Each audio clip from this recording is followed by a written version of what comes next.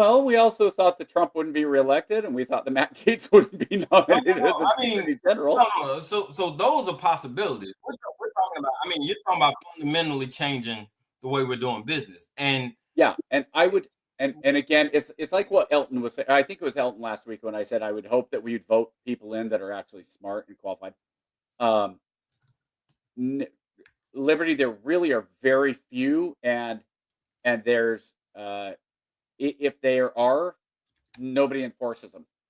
There's you can basically become there's a few restrictions, like you can't be a lobbyist if you came out of the DOD, uh, procurement for 6 months or something like that.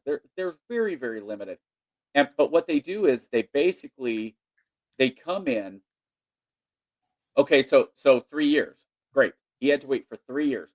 Do you think that Chevron had that guy what Liberty is saying is he's got a friend that, California legislator that resigned, had to wait 3 years to be a lobbyist for Chevron. Okay. But in those 3 years, Chevron can hire him. Chevron can pay yeah, him a crud load of money, yeah, and the entire time, he could be, quote, unquote, "advising" yep. Chevron on who to talk to. He can say, there you go, he made a mint.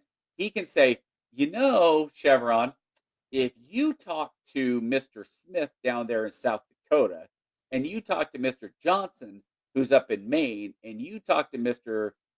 Jones, who's in Georgia, those are 3 guys that if you go talk to them, uh, they're the type of guys that will play ball if you were to, oh, I don't know, help them with their reelection campaign.